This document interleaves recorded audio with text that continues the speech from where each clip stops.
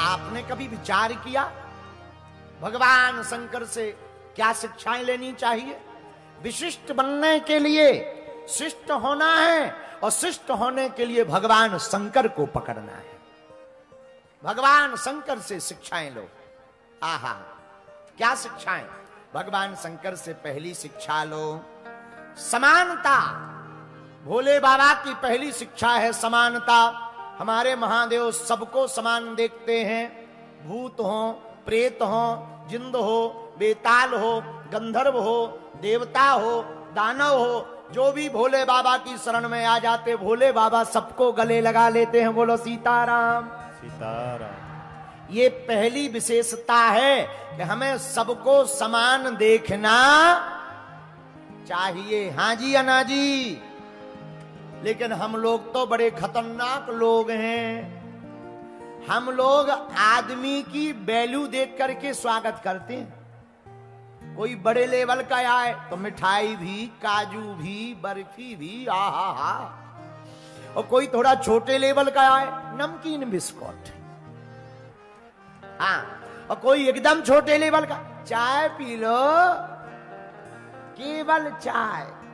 और कोई घर का काम बाने वाला है, भैया पानी पियोगे? और कोई और लेवल का, हाँ क्या काम है? हम लोग अपने काजू के डब्बा भी लेवल के हिसाब से खोलते हैं। और हम लोग कहते हैं कि बताओ, हम तो महाराज किसी का बुरा नहीं करते। भैया पहला आचरण तो यही सीखो, घर में जो आ रहा अतिथि देवो भवः, वो भगवान है, चाहे वो छोटा हो या बड़ा हो।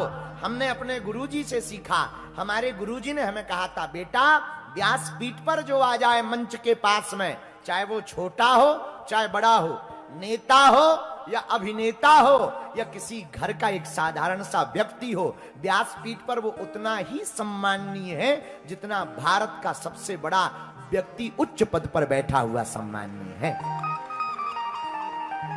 इसलिए पहली शिष्टता क्या? भगवान शंकर से सीखो समानता। क्या सीखो? बोलो। दूसरी शिक्षा भगवान शंकर से क्या लो? जीवन में बैलेंस बनाओ। क्या बनाओ? जोर से बोलो। अगर पत्नी खतरनाक है तो पति को शांत हो जाना चाहिए, और अगर पति थोड़ा तेज है तो देवी जी हमको भी थोड़ा। अब इस तरफ से भी मिसाल छोड़ें और उस तरफ से भी मिसाल छोड़ें तो महाभारत तो होगी होगी। उस घर में कोई महाभारत से नहीं बचा सकता है, पर हमारे पास कई माता जी आती, गुरु जी आप ऐसा कोई मंत्र दे दो हमारे घर में शांति रहे। और तो सब है, शांति नहीं है। माता जी शांति तुम्हारी पड़ोसन को नहीं देनी है, शांति तो तुमको ही लानी पड़ेगी। एक अगर गर्म मिजाज के हैं तो दूसरे को ठंडा मिजाज में रहना चाहिए। पिछली बार जब हम कथा में आए थे, 2 साल हो गए, कितने साल हो गए? जब हम पिछली बार आए थे तो हमको मूसा खेड़ी की चंगीलाल की लुगाई मुन्नी बाई मिली। हाँ हाँ, चंगीलाल की लुगाई का नाम मुन्नी बाई। हमको वो मिली, बोले गुरुजी प्रणाम। हम का बेटा खुश रहो। बोले गुरुजी हम घर पे जाते हैं, कथा सुनकर हमारी सासू माँ बहुत भागवत पुराण सुनाती है। हमका क्या हो जाता? बोले महाराज जी जैसे ही हम घर जाते बहुत उल्टा सीधा बोलने लगती। बड़ी पंडिताइन बनी घूम रही, बड़ी पुजारनी बड़ी घूम रही, बाबाओं के पीछे लगी रहती, काम धाम करना नहीं, उठाई माला और लिए ठाकुर जी और चल दी। हम मर रहे काम करते करते। महाराज हमसे भी नहीं रहा जाता, हम भी सुना देते हैं 4-6 चौकी चौकी। महाराज हमने सुना आप पे तो बागेश्वर हनुमान जी की बहुत कृपा है, बहुत चमत्कारी हो। हमारा नाम मुन्नी बाई है महाराज, कोई मंत्र दे दो हमको। हम कहा हम दे देंगे, लड़ाई शांत हो जाएगी। गुरुजी क्या? हमने कहा तुम एक काम करना, कल थोड़ा सा शक्कर और मीठा पानी लेकर आना। वो पानी की बोतल लाई, शक्कर लाई, हमने शक्कर घोली, थोड़ा मंत्र लगाया, फूंका फाका, ओम गुडुम नम नम।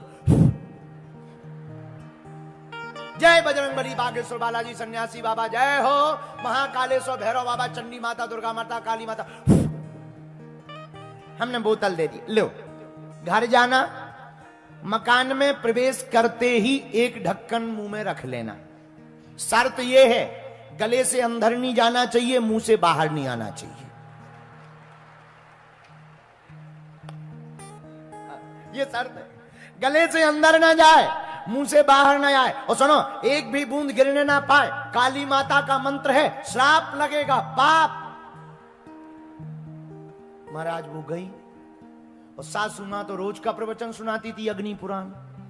जैसे ही प्रवचन गाली उसने दी सासू मां ने, तो ये भी देने ही वाली थी, तब तक वो पानी याद आ गया।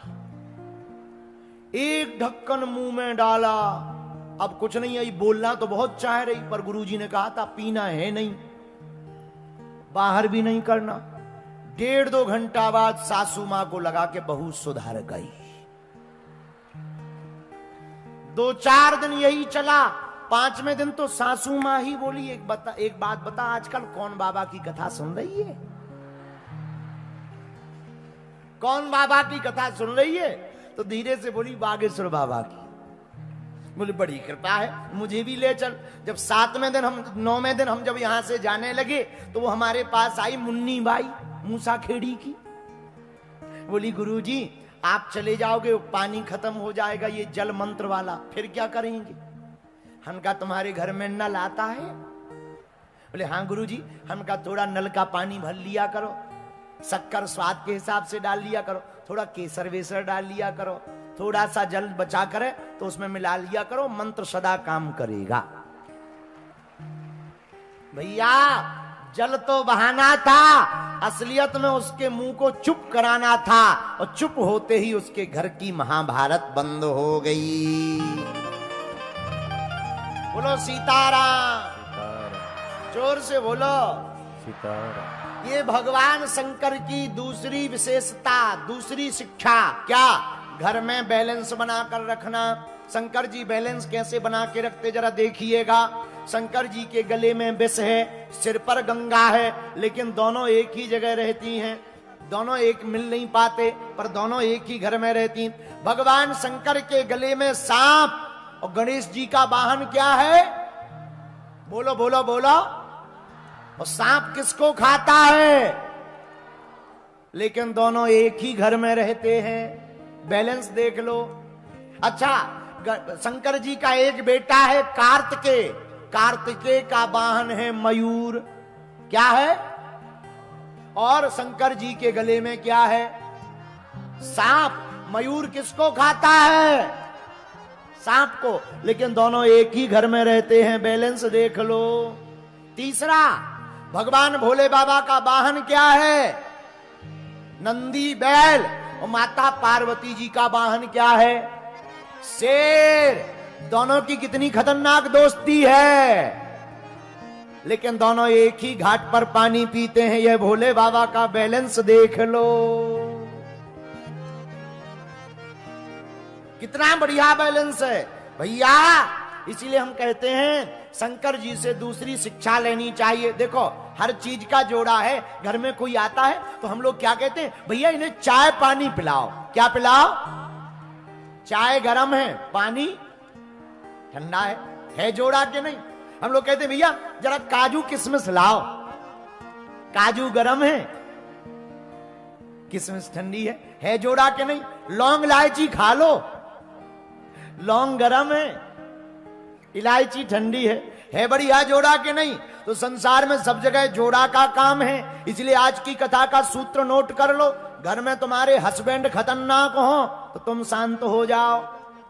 अगर किसी की धर्म पत्नी खतरनाक है, भैया तुम शांत हो जाओ। 2-4 दिन की बात है, अपने आप शिक्षा समझ आ जाएगी। घर का माहौल नहीं बिगड़ेगा, 4 लोग तमाशे नहीं देखेंगे, वरना बाद में पछताना पड़ेगा। महाभारत हो जाएगी पर भागवत काम नहीं आएगी। बोलो सीताराम, जोर से बोलो भैया। अच्छा, अब भोले बाबा का अंतिम तीसरी शिक्षा सीखो। भोले बाबा से तीसरी बात सीखो भैया, जहर उगलना नहीं चाहिए, जहर तो निगलना चाहिए। जहर का मतलब पॉइजन नहीं है कि तुम कल के दिन पॉइजन पी जाओ। कि कहो बागेश्वर वाले महाराज जी ने कथा सुनाई थी ऐसी हमको। नाजी नाजी ना, ये जहर पीने का मतलब है बुरी वाणी को बोलना नहीं है, बुरी बातों को पी जाना चाहिए। जो दूसरों की बुराइयों को पी जाता है वही व्यक्ति शिष्ट से विशिष्ट बन जाता है।